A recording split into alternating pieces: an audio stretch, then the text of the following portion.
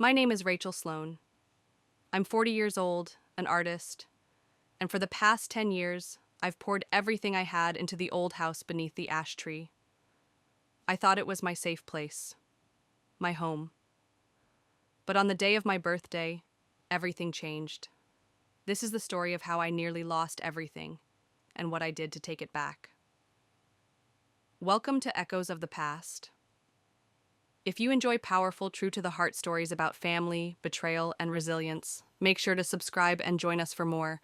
I never imagined my 40th birthday would be the beginning of a battle for everything I had rebuilt from the ashes.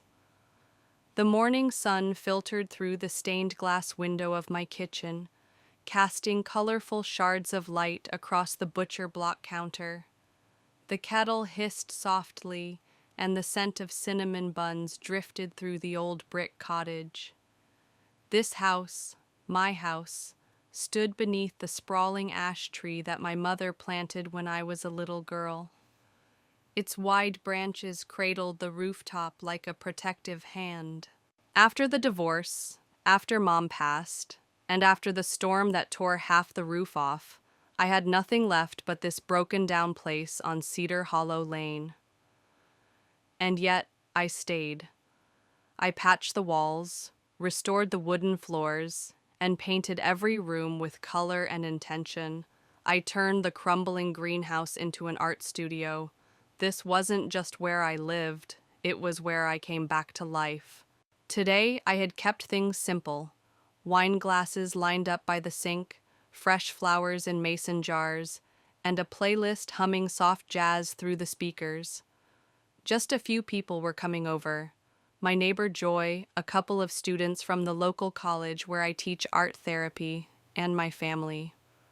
What was left of it anyway. I hadn't seen my half-sister Morgan in nearly a year.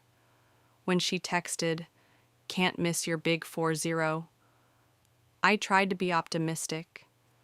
Maybe she had grown past the cold ambition, the passive-aggressive jabs, the need to control every conversation. Today, I had kept things simple. Wine glasses lined up by the sink, fresh flowers in mason jars, and a playlist humming soft jazz through the speakers. Just a few people were coming over. My neighbor Joy, a couple of students from the local college where I teach art therapy, and my family. What was left of it anyway. I hadn't seen my half-sister Morgan in nearly a year. When she texted, "Can't miss your big 4-0," I tried to be optimistic. Maybe she had grown past the cold ambition, the passive-aggressive jabs, the need to control every conversation. She arrived an hour late, of course, in designer boots and a tailored beige coat, carrying a box wrapped in glossy gold paper. "Happy birthday, Rach," she said with that signature smile, just a little too perfect. I poured her a glass of white and hugged her anyway. "Didn't think you'd show." "Well, I figured someone has to bring the party up a notch." We laughed, but the air between us was cool. "Open it," she said, pushing the box into my hands. I tore the paper slowly, careful not to let the tension rise with it. Inside was a folder. No card. Just a slim, white folder. "What's this?" "Something you need to see," she said, and took another sip of wine. I opened it. My hands froze. Inside was a copy of a property reassignment form, signed and notarized. It stated that the ownership of my house, was being transferred back to our late mother's trust for sale. My name wasn't listed anywhere. The signature that claimed to be mine? Ahamasit Vani. "Morgan, what the hell is this?" She didn't flinch. "It's legal. You'll have 60 days to vacate. The market's good right now. You'll walk away with something." I laughed. A sharp, hollow sound. "You think this is a favor?" Her smile didn't reach her eyes. "It's a necessity." The ash tree outside creaked in the wind, its branches tapping against the glass like a warning. I looked around my home. The canvases on the walls, the teacups I inherited, the sun-warmed floorboards. And I felt my pulse throb in my ears. I'd fought to rebuild my life here. Now she wanted to wipe it out with a signature I never gave. That was the moment I knew. This wasn't just betrayal. It was a theft of the life I had reclaimed. I didn't sleep that night. The folder lay on the kitchen table like a loaded weapon. I stared at the forged signature again and again, tracing the curve of the R in Rachel, a version of my name that looked nothing like my own handwriting. The ash tree groaned in the wind. It felt like the house itself was holding its breath. At 2:17 a.m., I did the only thing that made sense. I called Kira. Kira had been my best friend since freshman year, long before either of us knew the price of growing up. These days, she worked freelance in digital forensics, helping small businesses verify documents and cybercrime claims. But to me, she was still the girl who once hacked the dean's office computer to get us an extension on a group project. She picked up on the second ring, groggy but alert. "Rach, what's wrong?" "I need you," I said, "and your laptop." By 3 a.m., she was sitting at my table in pajama pants and a hoodie, hair pulled into a messy bun, coffee steaming between us. I handed her the folder. She scanned it with a frown. "You didn't sign this." "Of course not." Kira pulled her laptop closer. "Okay, let's find out who did."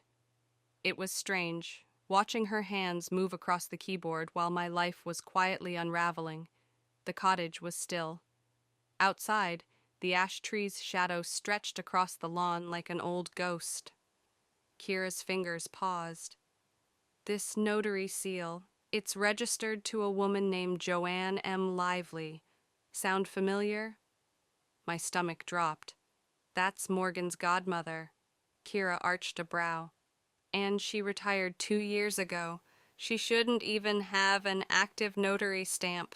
By 3 a.m., she was sitting at my table in pajama pants and a hoodie, hair pulled into a messy bun, coffee steaming between us. I handed her the folder. She scanned it with a frown. "You didn't sign this." "Of course not." Kira pulled her laptop closer. "Okay, let's find out who did."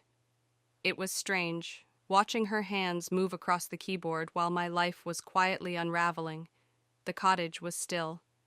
Outside, the ash tree's shadow stretched across the lawn like an old ghost. Kira's fingers paused.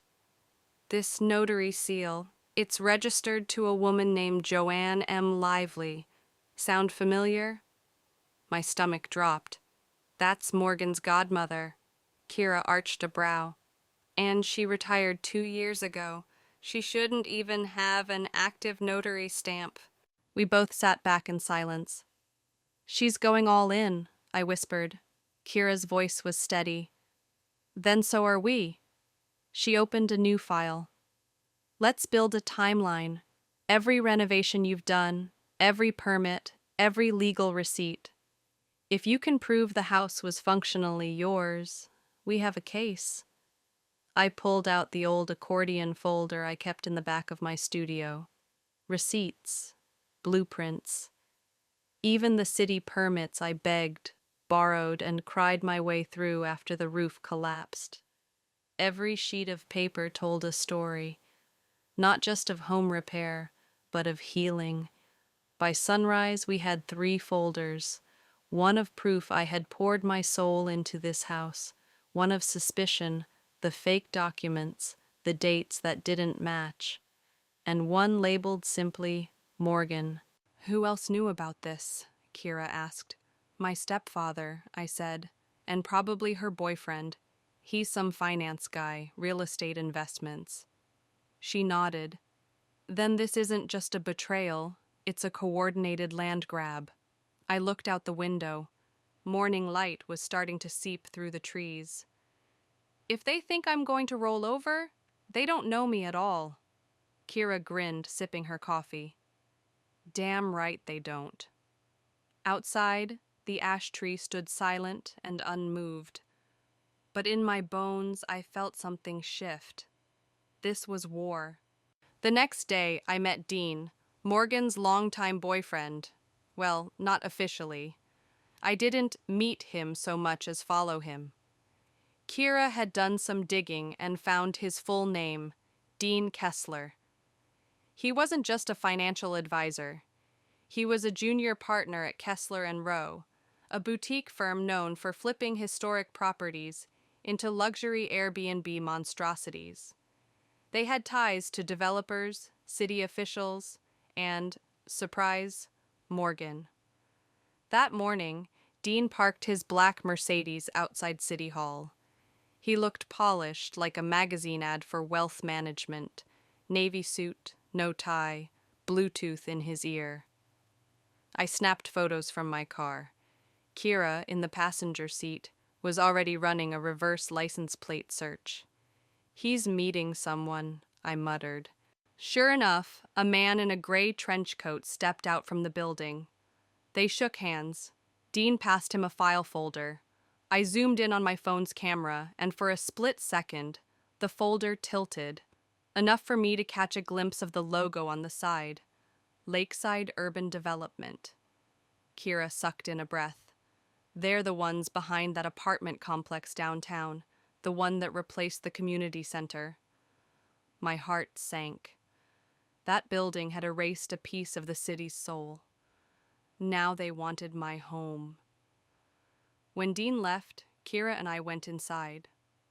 I requested to view any public development plans filed in the last 30 days.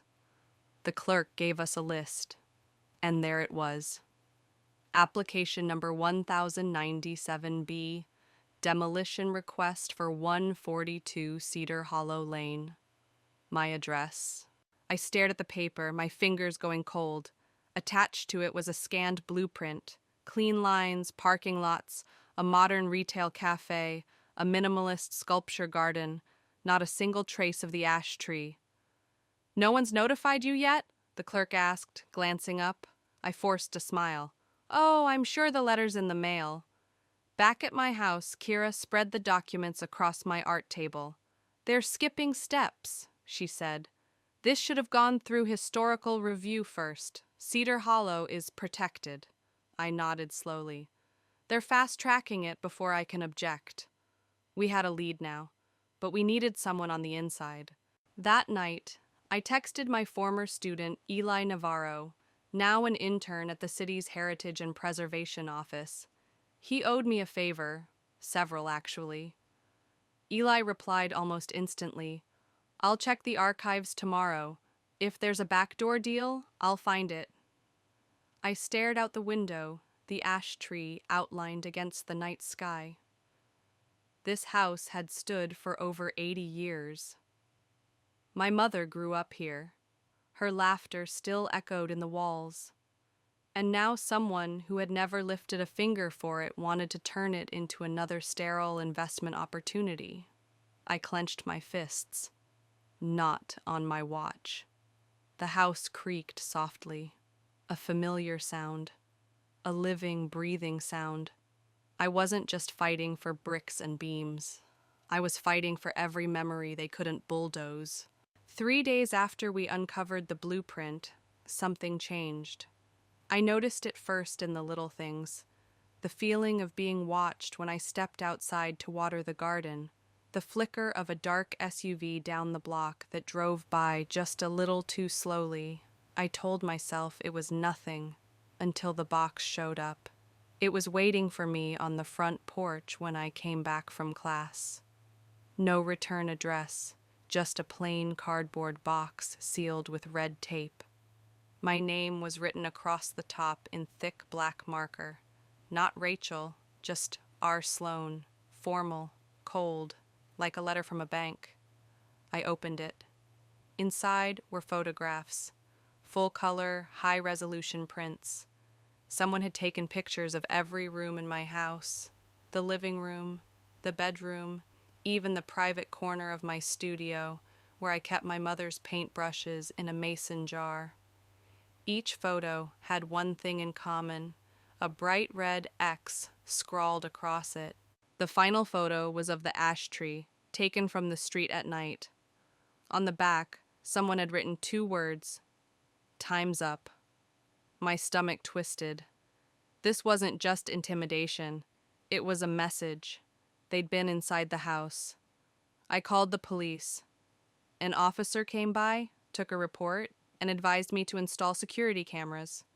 He was polite, but clearly skeptical. "Any idea who might have sent this?" he asked. I gave him a name. "Morgan Sterling." He raised an eyebrow. "Family?" "Once." When he left, I texted Kira and Eli to come immediately. Within the hour, we were reviewing everything again. Eli had brought good news. He'd found an irregular entry in the historical review system. A pending application had been blocked, with no explanation or follow-up. The applicant, Morgan, under an LLC, Sterling Community Renewal. "That's her shell company," Eli said. "Created 2 months ago, just before the fake transfer of ownership." Kira leaned over. "She's trying to make it look like a public benefit project. That way she gets tax breaks and no one questions the demolition." "But there's a catch," Eli added. "If the property is flagged as a site of cultural or historical value, the application is dead in the water." I narrowed my eyes. "What counts as proof?" "Architecture, article family lineage, public interest." I turned slowly toward my mother's old art cabinet, filled with canvases and drawings from decades ago. "What if," I said, "the house already qualifies, and they're just trying to erase the evidence?" Eli nodded. "Then we need to file a preservation motion. Fast." As we talked, a loud crack echoed from the backyard. I froze. Kira jumped. Eli bolted for the back door. We found nothing, just the wind. But on the side of the house, freshly sprayed in red paint, were 3 letters. G-O. That night I didn't sleep, but I wasn't afraid. Not anymore. Let them rattle doors and paint threats on my walls. Because now I had proof, a team, and fire in my chest. They wanted me to leave. So I decided to stay louder. The next morning, I walked into the office of Sarah Milton, my lawyer. She wasn't warm. She wasn't chatty, but she was deadly with a binder, and that was exactly what I needed. She flipped through the documents Kira and Eli had assembled: the forged signature, the fake notary seal, the blueprint stamped with a shell company's logo, and photos of the red X's sprayed across my private life like open threats. "This," Sarah said, tapping the folder, "is enough for a preliminary injunction. We can freeze the demolition request, at least temporarily." I nodded. "Good. Because they're already prepping to clear the land." Sarah didn't ask for details. She just began typing. 2 hours later, we filed a formal motion with the City Planning Board and the Historical Preservation Council. If it passed, the house would be protected from any sale or construction until a full investigation could be completed. It was a lifeline. But I knew Morgan would push back. Hard. That evening, I got a message request from someone I hadn't seen in years. Leah Kessler, Dean's sister. "Rachel, I think I can help. Can we meet?" We arranged to meet the next day at a quiet cafe downtown. She arrived wearing oversized sunglasses and a wool coat, glancing over her shoulder twice before sitting down. "I know this is awkward," she said, voice low, "but I've seen the contracts, the LLCs, Dean's email chains. He's not just helping Morgan. He's funding the whole thing through offshore money." My jaw clenched. "So he's laundering through the development project." She nodded. "And you're not the only target. There are 5 more homes on Cedar Hollow flagged for revitalization. Yours is just the first." My stomach turned. "Why tell me?" Leah looked out the window. "Because Dean lied to me too, and because my mother grew up on that street. Your house used to be the only place in the neighborhood where people gathered for holidays. I remember that. You had a swing under the ash tree.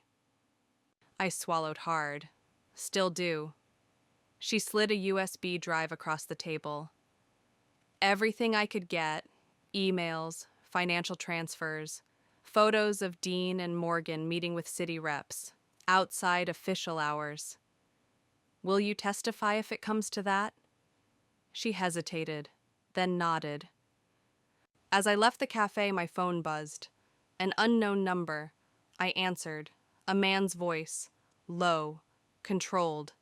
Back off, Rachel. This isn't a fight you can win. Click. I stood on the sidewalk. The USB tightened my fist, the city roaring around me. They could try to scare me. But now I had evidence. I had witnesses. I had truth. And I was done being quiet. The night of the unveiling was supposed to be Morgan's moment. She had rented out the Rose Lake Gallery downtown, polished concrete floors, champagne towers, soft string quartet music in the corner. On paper, it was a charity event to promote community renewal through architectural revival. In reality, it was a coming out party for her and Dean's latest land grab. But I had other plans. Leah walked me through the back entrance with a press badge around my neck. Inside my purse was a flash drive. On it, Dean and Morgan's email threads, forged city documents, financial transactions from shell companies, and the final piece, a video Leah had secretly recorded of Dean saying, "Once the house is gone, Rachel has no claim. She'll walk away with a paintbrush and a lawsuit she can't afford." I stepped into the light just as Morgan took the stage. She wore white, of course, and gave a polished speech about legacy and progress. She thanked investors. She winked at Dean. She raised her glass. And then, the screen behind her flickered. "Ladies and gentlemen," I said into the mic, my voice cutting across the room, "before you toast to the future, you should probably know the cost of it." Gasps. Camera flashes. Morgan froze. I clicked the remote, and the screen behind her lit up with emails, timestamps, wire transfers, notarized documents, and one word flashing in bold red, forged.